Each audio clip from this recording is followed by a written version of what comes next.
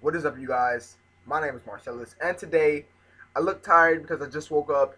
But this review is for Toriko Chapter 264. Toriko is finally back, and I actually did a live reaction last night, but the volume was so low that because I didn't really want to wake up anybody in the house, it was about 4 o'clock in the morning. But I said I can't half-ass Toriko reviews, man. I can't half-ass a series that I'm passionate about. So I deleted the video. Basically, this is just going to be a review, not a live reaction. So let's get down into it. What happened in this chapter? We got a lot of new questions proposed to the audience. We see Toriko wake up in Gourmet World, and he's basically rejoicing that his gummy bears falling from the sky and fucking chocolate raining.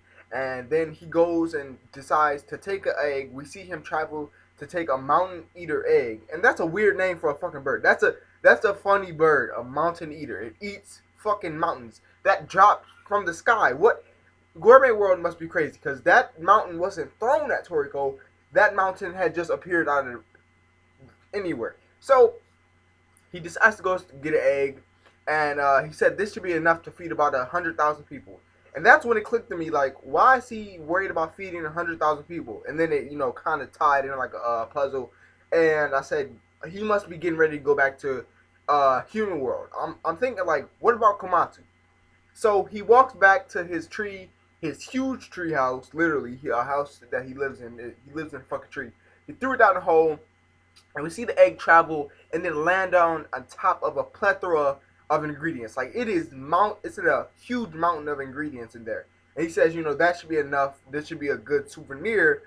And then he looks to the kitchen, and we see somebody cooking, kind of. And he says, so, Komatsu, are you ready to go back to human world? And then we get a panel of Komatsu with long hair, and he's, crying like, yes, I'm finally ready. And we find out that it's been over a year since he got Toriko, and it's been over a year and a half since we last seen them. So it's a year and a half time skip in the Toriko manga. And, they're like, yeah, I'm ready to go. And Toriko was looking all cool. He had the peach fuzz and the long hair. And I guess he decided to cut it off. And I was praying. I was like, oh, man, don't tell me Komatsu's next. Because Komatsu actually looked cool. But he cut it back to, Toriko cut it back for him. Back to the real short haircut he had. Because he's a chef and that can kind of get in the way. I can see where he's coming from.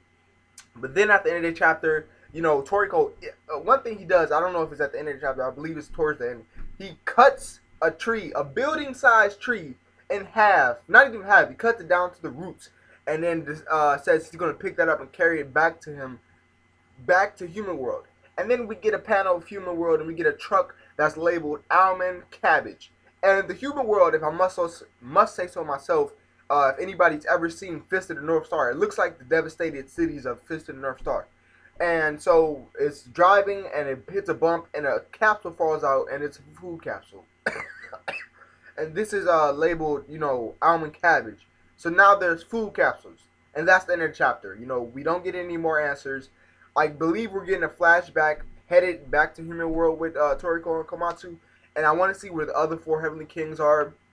I wonder if Neo's behind this food capsule shit, because I don't see the original, like, gourmet hunters, behind food capsules. And I understand that the city is devastated, but I don't think they'd give up that easily. So I do think maybe Neo has something to do with it. What happened with Midora?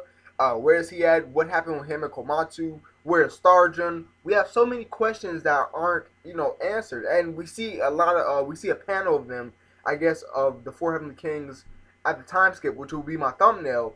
And Coco looks more Arabian than ever. And then we have Sani, who looks really older with his hair. And then we have Zebra with a fucking pink scarf on, and that just disturbed me a bit. But either which ways, this chapter was amazing. We finally get some Toriko back in our lives. Like, it helps my heart. So thank you guys for watching. Like the video if you enjoyed it. Comment down below what you thought about chapter 264. I know a lot of you guys have subbed to me for Toriko, thanks to King of Lightning. And do not forget to subscribe some more, guys. It's really helped me out. And I will see you guys later.